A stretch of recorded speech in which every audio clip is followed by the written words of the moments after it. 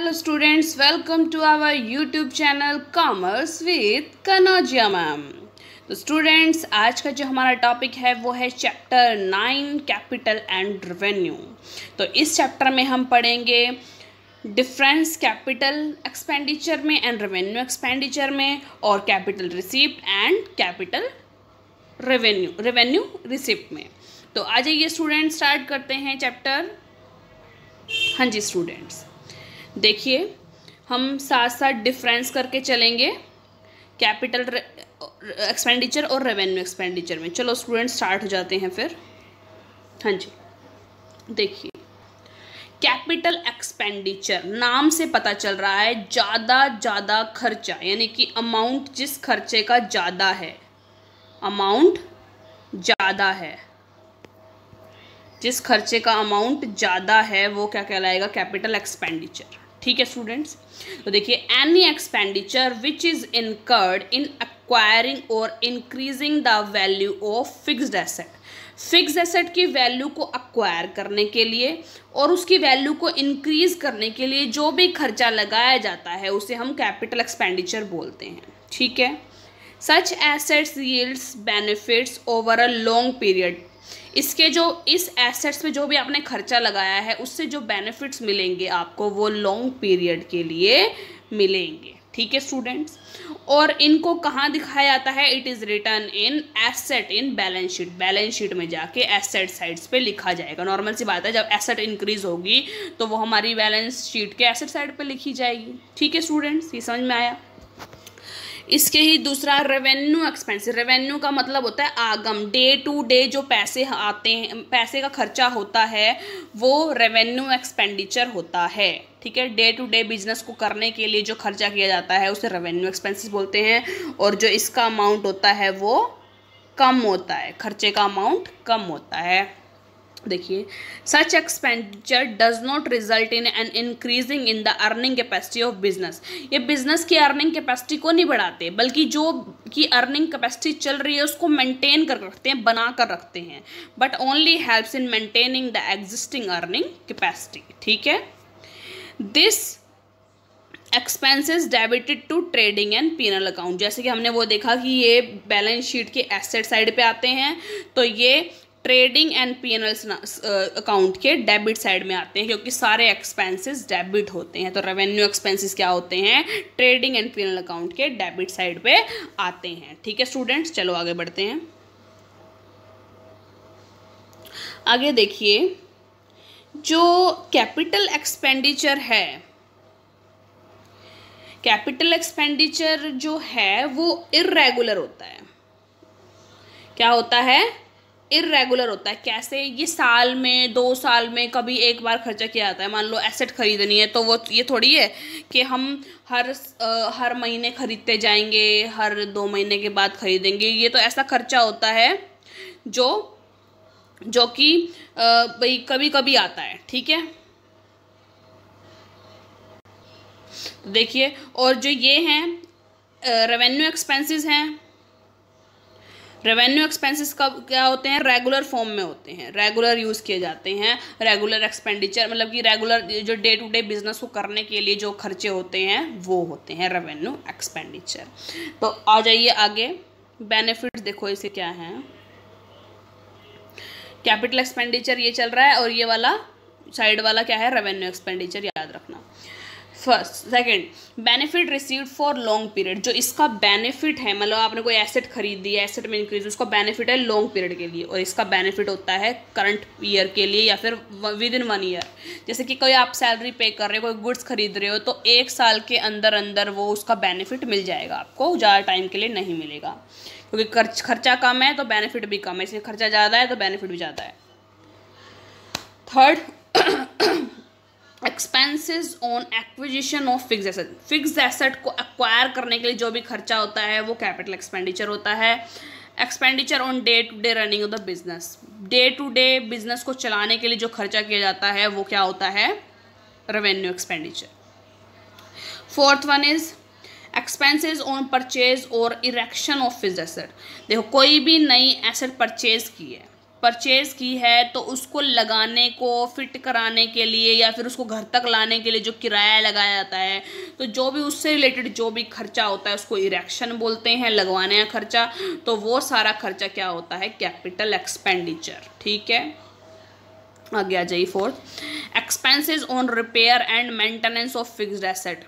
Repair और maintenance पे जो खर्चा लगता है फिक्स्ड एसेट को खरीदने के लिए और इरेक्शन के लिए जो खर्चा है वो कैपिटल एक्सपेंडिचर है।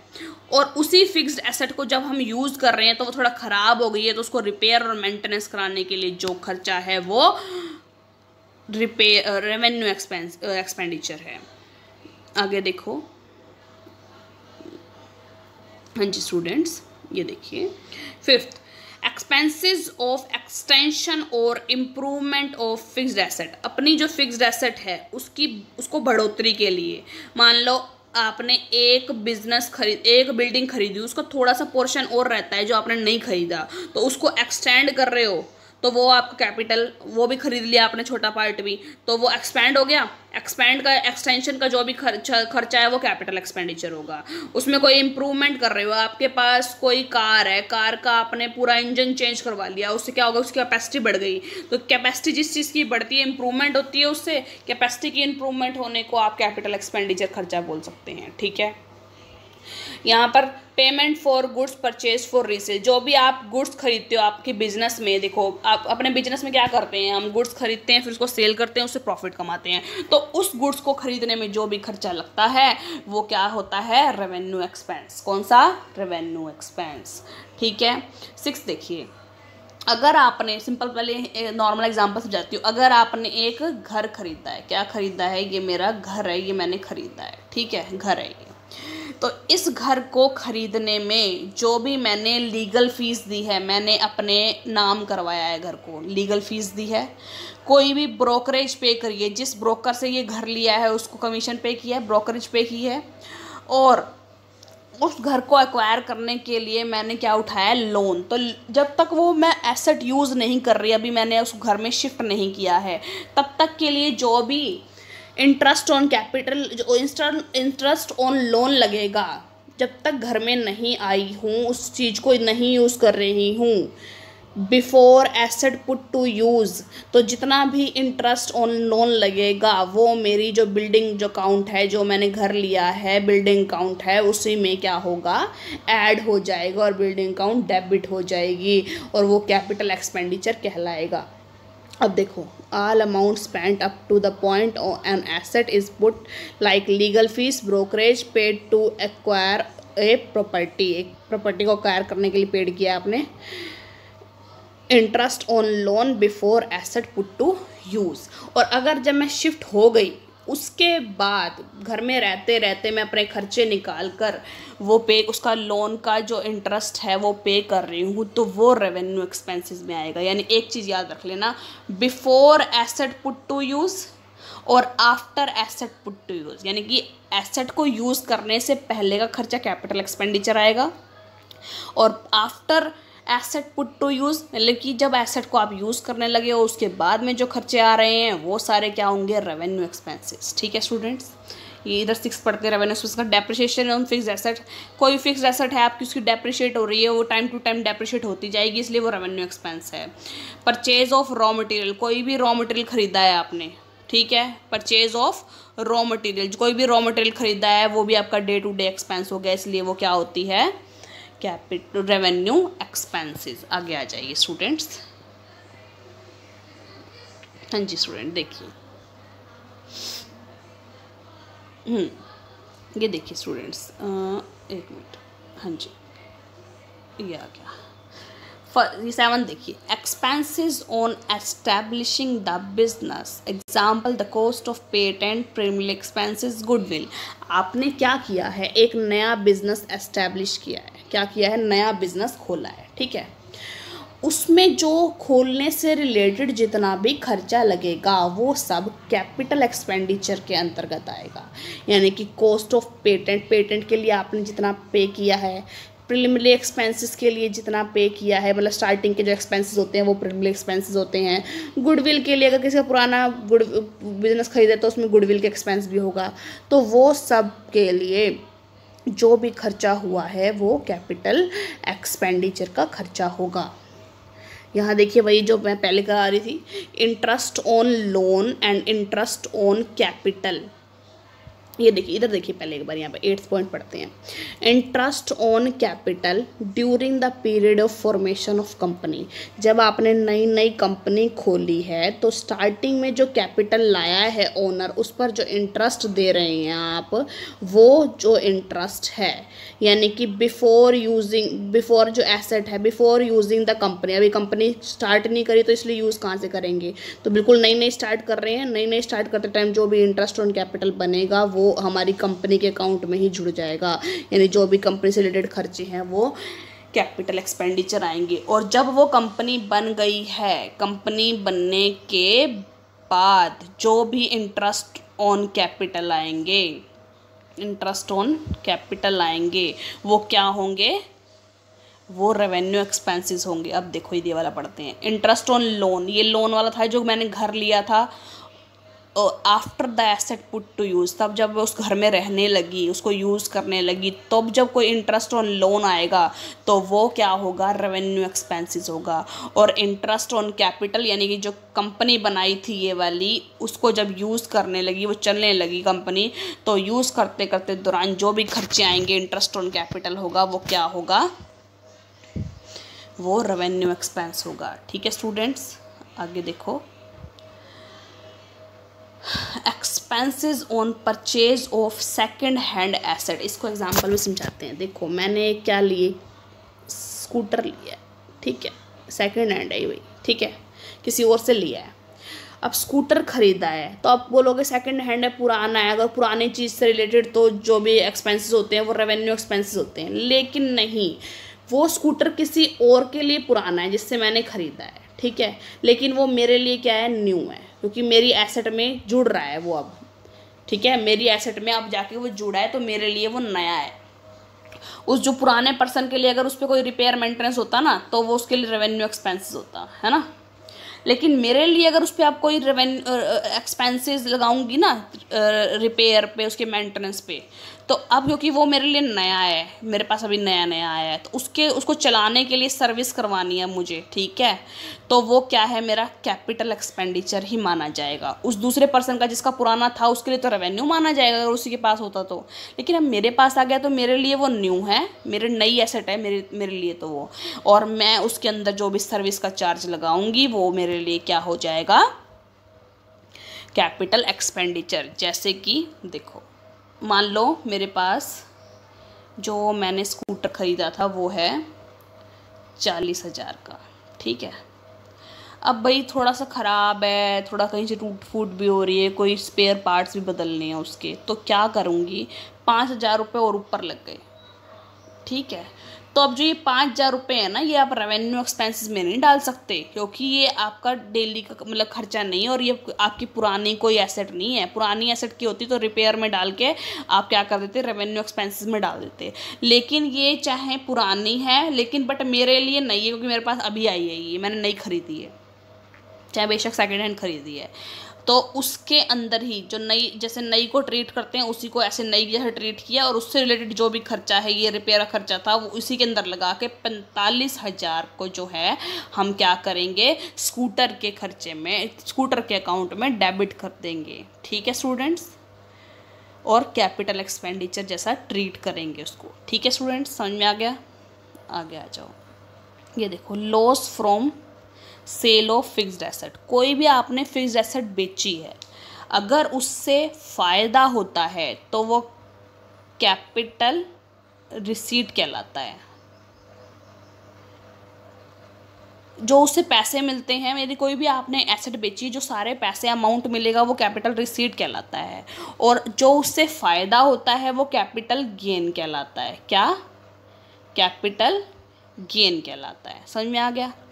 और अगर कोई एसेट बेची है, उससे पैसा आएगा, वो तो कैपिटल रिसीट होगा क्योंकि बहुत सारा अमाउंट पैसा आएगा, लेकिन उस पर लॉस होगा। मान लो वो 9,000 रुपये की चीज़ थी, 9 लाख रुपए की चीज़ थी और 8 लाख में बेची, तो 1 लाख रुपए में क्या हो गया, लॉस हुआ, तो वो रेवेन्यू एक्सपेंसेस कहलाता है, ठीक है। क्या कहलाता है, रेवेन्यू एक्सपेंसेस। तो कोई भी कैपिटल, कोई भी फिक्स्ड एसेट को बेचने से जो लॉस होता है वो रेवेन्यू एक्सपेंसेस कहलाता है। ठीक है स्टूडेंट्स, समझ में आया? चलो आगे चलते हैं, इसका इलिस्ट्रेशन करते हैं अब। हाँ जी स्टूडेंट्स, देखो इलिस्ट्रेशन पढ़ते हैं।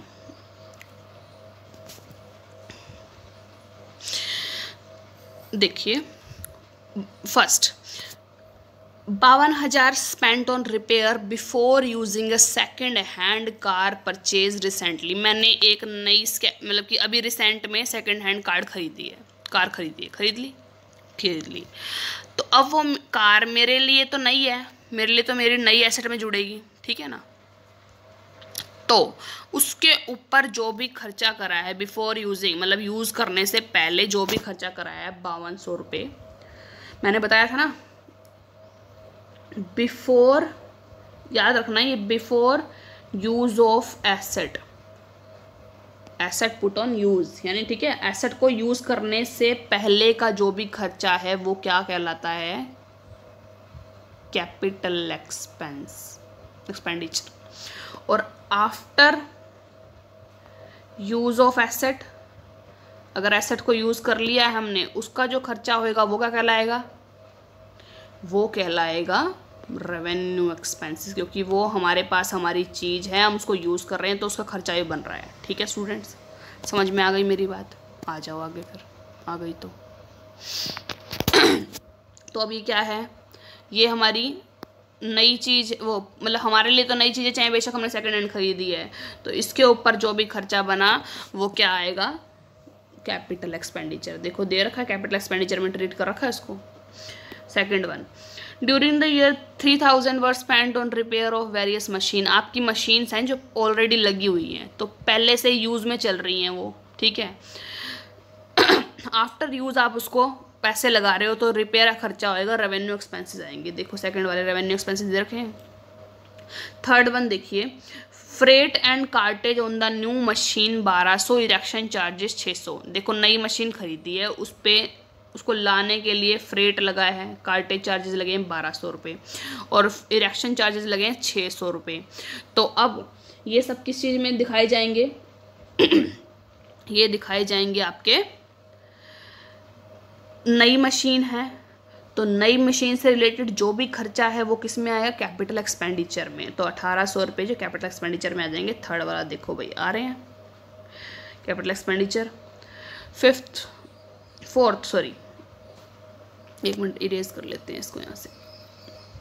हाँ जी स्टूडेंट, फोर्थ देखिए, A sum of 4000 was spent on white washing and painting the new factory। आगे ध्यान से पढ़ना, पेंटिंग द न्यू फैक्ट्री। वैसे अगर वाइट वॉशिंग का खर्चा होता है तो एनुअल खर्चा होता है, वो सारा किस में आता है, रेवेन्यू एक्सपेंसेस में आता है। लेकिन नई फैक्ट्री खरीदी, थोड़ी गंदी सी लग रही है तो सोचा कि भाई थोड़ा एक बार पेंट भी करवा लेते हैं, अब नई खरीदी है तो नई फैक्ट्री के साथ जितना भी खर्चा होएगा वो सारा उस फैक्ट्री के एक्सपेंस में ही जुड़ जाएगा, मतलब कैपिटल एक्सपेंडिचर ही कहलाएगा। वो फैक्ट्री के अकाउंट में ही डेबिट हो जाएगा। तो 4000 रुपये कैपिटल एक्सपेंडिचर आ जाएगा। ठीक है, ये देखा भैया, as the factories white wash painting the first time it is should be treated as the capital expenditure, hence debited to the factory account. ठीक है स्टूडेंट्स, समझ में आ गया? आगे देखो फिफ्थ, पहले आगे इसको थोड़ा आगे बढ़ा लेते हैं स्क्रीन को हमारी। हाँ जी स्टूडेंट्स, अब देखिए ध्यान से। हाँ, cost of annual white washing. अब देखो एनुअल वाइट वॉशिंग है, हर साल होती है, ठीक है। तो क्या होगा, ये रेवेन्यू एक्सपेंस होगा। फिफ्थ देखो, it is revenue expenditure. Six देखिए, fire insurance premium was paid on 1 July 2014 for full 1 year 2400 रुपये। Books are close 31 March every year. देखो वैसे फायर इंश्योरेंस प्रीमियम का है, हर साल दिया जाता है, तो ये वैसे तो रेवेन्यू एक्सपेंडिचर है, लेकिन एक कुछ और भी है कि कुछ ये आगे 3 महीने के लिए फालतू दिया गया है, तो वो आगे 3 महीने के लिए नेक्स्ट ईयर के लिए रेवेन्यू एक्सपेंडिचर में आएगा, और 9 महीने का जितना भी बनता है वो इस साल में रेवेन्यू एक्सपेंडिचर में आएगा। तो देखिए 1 जुलाई 2014 से 31 मार्च को बंद हो जाते हैं, फाइनेंशियल ईयर ख़त्म हो जाएगा 31 में, तो ये होते हैं 9 मंथ बनते हैं। ठीक है, तो इसने दिए 1 साल के लिए 2400 रुपये, 3 मंथ और एक्स्ट्रा हो गए। ठीक है, 2400 अगर पूरे साल के लिए दिए हैं तो अगर 12 से डिवाइड करेंगे तो 1 मंथ का आएगा 200 रुपये। तो 200 रुपये को 9 से जब मल्टीप्लाई करेंगे तो 1800 रुपये तो आएंगे इस साल के रेवेन्यू एक्सपेंडिचर में, इस साल के, ठीक है। और 3 मंथ्स के जो हैं, 3 मंथ्स को 200 से मल्टीप्लाई कर दो, 600 रुपये आएंगे नेक्स्ट ईयर के रेवेन्यू एक्सपेंडिचर में, ठीक है स्टूडेंट। देखो यहाँ दे भी रखा होगा आपको, ये आ गया 6th entry. Fire insurance premium amounting 1800 from 1 July 2014 to 31 March 2015 is revenue expenditure and 600 from 1 April 2015 to 30 June 2015 is prepaid expenses and will be charged to the revenue। Next year के रेवेन्यू में prepaid expense हमने पे करें और next के revenue expenditure में आ जाएंगे next year के, ठीक है।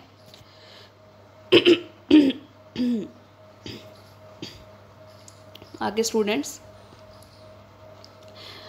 7th entry 20,000 spend towards addition to the machinery. Machine के अंदर कुछ एडिशन कराया, यानी इम्प्रूवमेंट कराई, कैपेसिटी इंक्रीज हुई है तो कैपिटल एक्सपेंडिचर आएगा।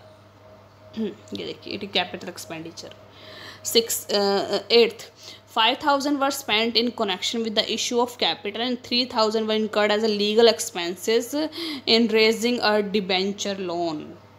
देखो कैपिटल इंक्रीज़ करिएगा, कैपिटल इंक्रीज़ हुई है तो ये क्या होता है, कैपिटल एक्सपेंडिचर होता है, ठीक है। तो जो 3,000 रुपये हैं इशू से हुए हैं और डिबेंचर से वो 5,000 रुपये इशू से हुए हैं और 3,000 डिबेंचर से हुए हैं, 8,000 रुपये कैपिटल इंक्रीज़ हो गई तो ये क्या होगा, कैपिटल एक्सपेंडिचर हो गया, ठीक है। Since it increase raising of the capital for the business. Issue of capital issue करवाई थी, उसमें खर्चा लग गया 5,000 रुपये, ठीक है। जब हम लोगों से इशू करवाते हैं, सब्सक्रिप्शन करवाते हैं, और कुछ लीगल एक्सपेंसेस, डिबेंचर जब लोन लिया था तो बहुत करोड़ों का लिया होगा यहाँ, तो उसमें 3,000 रुपये लग गए। तो जो ये एक्सपेंसेस हुआ ना, कैपिटल इंक्रीज करवाने से रिलेटेड जो भी खर्चा होता है वो कैपिटल एक्सपेंडिचर में आता है, ठीक है स्टूडेंट्स। ये देख लो, समझ में आ गया, अच्छे समझ में आ गया होगा आपको जो मैंने समझाया था कि कैपिटल एक्सपेंडिचर और रेवेन्यू एक्सपेंडिचर में क्या डिफरेंस होता है। डिफरेंस के बाद जो हमने एक इलिस्ट्रेशन भी कर लिया, उसमें पता चल गया कि रेवेन्यू एक्सपेंडिचर है, ये क्या है, वो कैपिटल एक्सपेंडिचर है। अब आगे देखो, पढ़ते हैं। ये तो पहले पढ़ा हमने कैपिटल एक्सपेंडिचर, मतलब कि जो बड़े खर्चे क्या होते हैं, और रेवेन्यू एक्सपेंडिचर जो छोटे खर्चे होते हैं जो डे टू डे बिजनेस को चलाने के लिए किए जाते हैं। अब आते हैं कैपिटल रिसीट्स और रेवेन्यू रिसीट्स पर, यानी कि ऐसी रिसीट्स, यानी ज़्यादा अमाउंट में रिसीट। देखो कैपिटल रिसीट यानी कि ऐसी जो हमारे को जो पैसे मिल रहे हैं, रिसीट का मतलब होता है हमें प्राप्त करना कुछ, तो ऐसे जो चीज़ें प्राप्त हो रही हैं हमारी, जिससे हमें ज़्यादा पैसा मिल रहा है वो है कैपिटल रिसीट्स, और जिससे कम पैसा मिल रहा है वो होते हैं रेवेन्यू रिसीट। लेकिन कैपिटल रिसीट होता है इर्रेगुलर फॉर्म में मिल रहा है, कभी कभी मिलता है रेगुलर रिसीट, यानी कि हमें रेगुलर फॉर्म में पैसा मिलता है इससे, ठीक है। चलो देखते हैं आगे। स्टूडेंट्स देखिए, it is shown in the balance sheet either as increase in liability और reduction in the value of asset. देखो नॉर्मल सी बात है, कैपिटल जब इंक्रीज होगी, ठीक है, कैपिटल रिसीट कुछ मिल रहा है, हमें आ रहा है हमारे पास पैसा, कैसे आ सकता है, इंक्रीज इन लाइबिलिटी, जैसे कि कोई भी हमने लोन लिया है हमने 1 करोड़ रुपए का, तो हमारे पास तो बहुत अमाउंट में पैसा आया है, ज़्यादा अमाउंट में पैसा आया है, तो यानी जब हमारी लाइबिलिटी इंक्रीज होगी तो उसे कैपिटल रिसीट बोलते हैं। And reduction in the value of asset, asset में रिडक्शन होना यानी कि कोई भी एसेट बेच देना, एसेट सेल कर देना, ठीक है। तो या तो कोई लाइबिलिटी उठाना यानी कोई लोन वगैरह उठाना, या हमारी कोई एसेट बेच देना, उससे जो पैसा मिलता है हमें ज़्यादा अमाउंट में, वो कैपिटल रिसीट कहलाता है, ठीक है स्टूडेंट्स। एक बार रब कर लेते हैं तो चलते हैं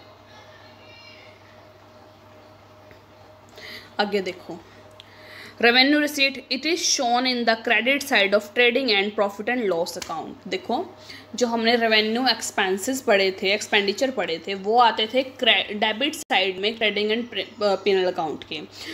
क्यों आते थे? क्योंकि वो सारे एक्सपेंडिचर थे और एक्सपेंडिचर डेबिट होते हैं, ठीक है। ये सब हैं इनकम, कैपिटल रिसीट हैं, तो ये सब क्रेडिट साइड में आएंगी ट्रेडिंग एंड पीनल अकाउंट के, ठीक है स्टूडेंट्स। ये इर्रेगुलर होती हैं, हमें जो ये रिसीट प्राप्त होती हैं, ठीक, रसीद होती हैं, और जो ये होती हैं रेगुलर, हमें रेगुलर फॉर्म में ये पैसे मिलते रहते हैं। जैसे कि जो हमारा बिजनेस चल रहा है वो day to day sale purchase होती हैं, तो वहाँ से जो पैसा मिलता है हमें वो रेगुलर होता है, रेवेन्यू रिसीट कहलाता है। थर्ड, सेल ऑफ एसेट्स और इन्वेस्टमेंट। कोई भी आप एसेट सेल करते हो या फिर कोई भी इन्वेस्टमेंट शेयर करते हो या एसेट डिक्रीज होती है आपकी, तो उससे जो भी पैसा मिलता है आपको वो कैपिटल रिसीट कहलाता है। ये सेल ऑफ गुड्स से, जो भी आपने रीसेल करने के लिए जो गुड्स खरीदी थी, जिसके लिए आपने क्या किया था, रेवेन्यू एक्सपेंडिचर किया था, तो उसको बेचने से जो पैसा मिला है, हमारे पास आया है, तो वो क्या कहलाएगा, रेवेन्यू रिसीट कहलाएगा, ठीक है स्टूडेंट्स। Fourth, capital increase. अगर आप अपनी कैपिटल इंक्रीज करते हो, ठीक है, ओनर ने और कैपिटल डाली है, कैपिटल थी हमारी 5 करोड़ रुपए की, ठीक है, ओनर ने 2 करोड़ रुपए की और इंक्रीज़ कर दी, तो वो इंक्रीज़ 2 करोड़ रुपए ज़्यादा अमाउंट है, वो कैपिटल रिसीट होती है, ठीक है students. Amount received from loan, कोई भी लाइबिलिटी इंक्रीज हो गई है हमारी, लोन लिया है हमने 2 करोड़ रुपए का, 3 करोड़ रुपए का लोन उठाया है, तो ज़्यादा पैसा आया है हमारे बिजनेस में, तो लाइबिलिटी इंक्रीज होने से जो भी पैसा आता है वो सारा क्या होता है, कैपिटल रिसीट्स होता है, ठीक है स्टूडेंट्स। और कमीशन या फीस रिसीव करी है, कमीशन फीस रिसीव करी है, तो आपने वो रेवेन्यू रिसीव होगा, क्योंकि वो टाइम टू टाइम आती रहती है आपके पास। इंटरेस्ट एंड डिविडेंड रिसीव, कोई भी आपने इन्वेस्टमेंट कर रखी है, उस पर इंटरेस्ट से डिविडेंड मिलता है, वो भी आपको टाइम टू टाइम मिलता रहता है, वो रेवेन्यू रिसीट कहलाता है, ठीक है। और देखिए एक चीज़ देखिए, सेल ऑफ एसेट से फ़ायदा होना। अगर आपने कोई एसेट सेल करी है, ठीक है, मतलब ये लगा लो आपने वो खरीदी थी 10 लाख रुपए की और वो बिक गई 12 लाख रुपए की, तो जो ये पैसा आया है 12 लाख रुपए हम आपने हाथ में, वो तो कैपिटल रिसीट कहलाएगा, ठीक है। और जो 2 लाख रुपए, क्योंकि 10 लाख की खरीदी थी, 2 लाख रुपए फालतू मिले हमें, तो 2 लाख रुपए जो हमें फालतू मिले हैं, एक्स्ट्रा फ़ायदा हुआ है, उसे हम कैपिटल गेन बोलेंगे। क्या? Capital gain. तो सेल ऑफ एसेट से जो फ़ायदा होता है वो कैपिटल गेन कहलाता है। और सेल ऑफ गुड्स से, जो भी रीसेल पर्पस से हमने गुड्स खरीदी थी, उसको बेचने से जो फ़ायदा होगा वो प्रॉफिट कहलाता है, ठीक है स्टूडेंट्स। यानी कि सारा कॉस्ट निकाल के उससे अबव प्राइसेस जो भी होता है उसको रेवेन्यू में से माइनस कर देते हैं, तो वो प्रॉफिट निकलता है, ठीक है स्टूडेंट्स। समझ में आई मेरी बात? स्टूडेंट एक इलिस्ट्रेशन कर लेते हैं capital receipt and revenue receipts का भी, आ जाइए स्टूडेंट्स। देखिए, state which of the following receipt would be treated as capital receipt and revenue receipt, give reasons भी बताने हैं आपको। देखिए, first, received 5 lakhs from the issue of the shares and the expenses of issue amounted ₹10,000। Share issue करके आपने 5 लाख रुपए लिए हैं, मतलब आए हैं आपके पास, ये कैपिटल रिसीट हो गया, क्योंकि ज़्यादा अमाउंट पैसा आया, कैपिटल इंक्रीज हुई है। इशू करके, शेयर इशू करके आपने कैपिटल इंक्रीज करी है, और उस कैपिटल इंक्रीज करवाने में खर्चा लग गया आपका 10,000 रुपये, तो वो हो गया कैपिटल एक्सपेंडिचर। कैपिटल रिसीट हो गया 5 लाख रुपये और 10,000 रुपये हो गया कैपिटल एक्सपेंडिचर। समझ में आ गया students? Second, received 1 lakh as subsidy from the state government. State government से सब्सिडी मिली है कितने रुपए की? 1 लाख रुपए की, तो वो रेवेन्यू में ट्रीट की जाएगी, क्योंकि देखो आपका जो बिजनेस है वो प्रोडक्शन करने के लिए बना हुआ है, ठीक है। तो उस प्रोडक्शन को स्मूथली करवाने के लिए गवर्नमेंट आपको ग्रांट प्रोवाइड कर रही है, वो तो टाइम टू टाइम प्रोवाइड किया, जब प्रोडक्शन होता है तो गवर्नमेंट का ग्रांट प्राप्त होता है हमें। तो 1 लाख रुपए क्या हो गए हमारे? रेवेन्यू रिसीट, ठीक है स्टूडेंट्स। रब कर लेते हैं 1 minute.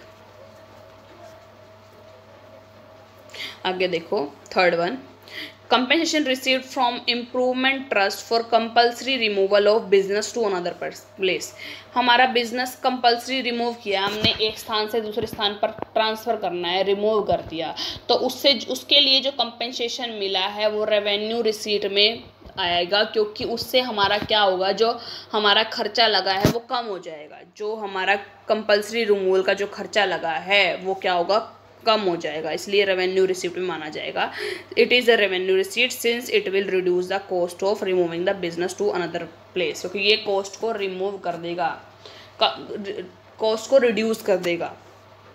Fourth, investment which were purchase in 2007 for 10 lakh sold in 2015 to 12 lakh. देखिए अब मैंने ये आपको एग्जांपल पहले ही समझा दिया है। देखो कि 12 लाख एक इन्वेस्टमेंट को बेचने से आए हैं। हमने क्या पीछे पढ़ा था कि कोई भी इन्वेस्टमेंट या कोई भी जो हमारी एसेट है उसको अगर हम बेचते हैं, उससे जो भी खर्चा, जो भी पैसा मिलता है वो क्या होता है, कैपिटल रिसीट होता है। तो 12 लाख जो हो गया क्या हो गया, कैपिटल रिसीट। समझ में आया स्टूडेंट्स।